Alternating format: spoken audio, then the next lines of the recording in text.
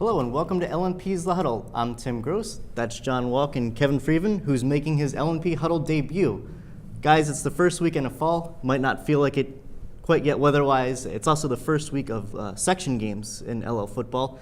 We're going to talk about our game of the week, Eton at Cocalico, and Columbia at Donegal. Let's start with Eton Cocalico, our game of the week. The Bears, of course, one of the big stories from the first 3 weeks of the season. They're 3-0. Their defense has been stellar. Cocalico 1-2, but those two losses might be a little deceiving because they, were really close losses. Lost them right at the end.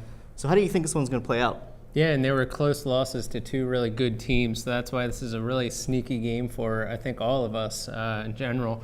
Eton, as you said, 3-0, but it's against three teams that I think are combined 1-8 so far this year. So I think for Eton, this is really their first prove-it game of the year. Yeah, they've beaten teams they're supposed to beat.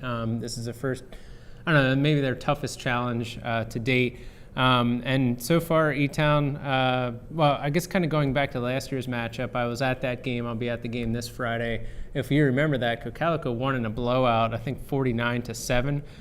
Perhaps Eton will be motivated by that, or maybe that gives Cocalico the slight edge and being that, hey, we beat them pretty easy last year, maybe we can do it again this year. So as you can see, I'm kind of really wavering on this. I think they're really evenly matched teams, but since I have to pick a winner, I'm going to go with Cocalico, but I'm not feeling real good about that. Good about it, I should say. How about you, Kevin? Well, I think a lot of the things you said about Eton are correct. I think Bill McDonald's done a great job to win their first 3 games after losing 8 last year is pretty good. But the one stat that I had, you had too, is their opponents are 1-8 this year, and I think that's a little bit telling. Although, their quarterback, Mika Garber, very good completion percentage, 700 completion percentage, 6 TD passes, that's very good. Plus, he's thrown to a lot of receivers. I think 7 have 3 or more catches, led by Logan Jans hauling in 12 catches, so that's very good. But I think Cocalico, I think, has just been tested a little more, so I'm going to go with them. Their opponents are 6-4. Sometimes in high school football, that doesn't mean anything, but I think it does a little bit here. They've just been tested. Like Tim said, the losses were close. They've been getting it done on the ground, and that's kind of their modus operandi. They always run the ball very, very well, so I think it's going to be Cocalico.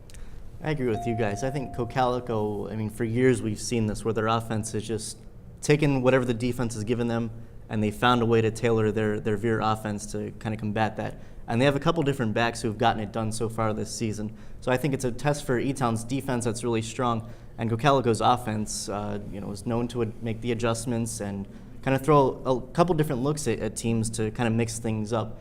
And I think their line's really experienced too, so I think that's a huge advantage in Cocalico's favor. It's going to be a little closer than 49-7, I think, but I think Cocalico pulls this one out. Finally, we're going to be talking about Columbia Donegal, two teams looking for their first wins of the season. Columbia is kind of at a weird scheduling thing so far this year. Their first game was postponed because it was supposed to be in Wildwood, New Jersey. It got postponed because of the hurricane. Last week, of course, there was a safety scare, so they had to push it back into Saturday afternoon. How do you think they're going to adjust to that, and what's it going to look like against Donegal? Not only that, we also learned last week Columbia dressed just 19 players. They were without 3 starters. I think that's a big telling key for me personally anyway, because 19 guys, that doesn't even give you a full 22 just a practice with for the upcoming week. That's going to play a huge factor. And as you said, they're both winless. You look at Donegal and it's like, well, what do you make of them? Well, they haven't scored a point this season, and Columbia defense is giving up more than 300 yards a game. So you got to think, okay, maybe some things change offensively for Donegal this week. But stated earlier, Columbia is without a few guys. But if you kind of go back to last week's loss, 36-14 at York Suburban on a Saturday, nonetheless, weird game for them. But Columbia in the second quarter, they came down the red zone 3 times. They were unable to score. You got to think if they were able to punch it in all 3 times, it probably would have been a different game. Maybe probably the same outcome, but maybe a little bit closer. So perhaps that gives Columbia the slight edge if they can kind of clean up some turnovers there. But again, have to pick a game here. Donegal is traditionally the more, experienced team. Jeff Politis kind of knows what to do there. And Columbia, until we see otherwise, I'm going to go with the Indians this week. All right, I think I wrote the Columbia feature for the tab this year, and Anthony Sadasante, who's the coach, emailed me with some stats from last year to get ready for the tab. And he wrote at the bottom, he said, no way we finished last in Section 3. So now he's got a chance to take the first step to try to prove that. We'll see if he can do it. You know, they do have a couple of losses, but in the first game that they played against Donegal Catholic, they rushed for 238 yards, and against York Suburban, they threw for 177 yards. So they've proven that they can do both things. And that's Malik Crenshaw as a quarterback there, so we can do those things. So they have that capability, but the shortage of manpower might hurt, and that's a little bit troubling.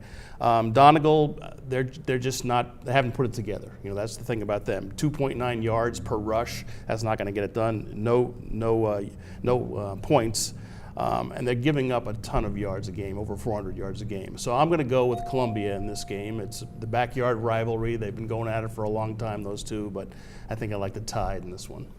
I'm going to go with Kevin and pick Columbia. I think the numbers thing is a little concerning, but in another way, you know, if those 19 guys are really, you know, getting something going, maybe you want them out on the field as much as possible. So Donegal, like Kevin said, they're really struggling to get it together. They haven't scored any points yet. I think that might be broken on Friday. But I think Columbia, you know, they've strung together some drives. They just haven't been able to really finish. Against a Donegal team that's kind of struggling right now, it might be a little better for them to get on the board here and see if they can hold something together. I'm going to take Columbia.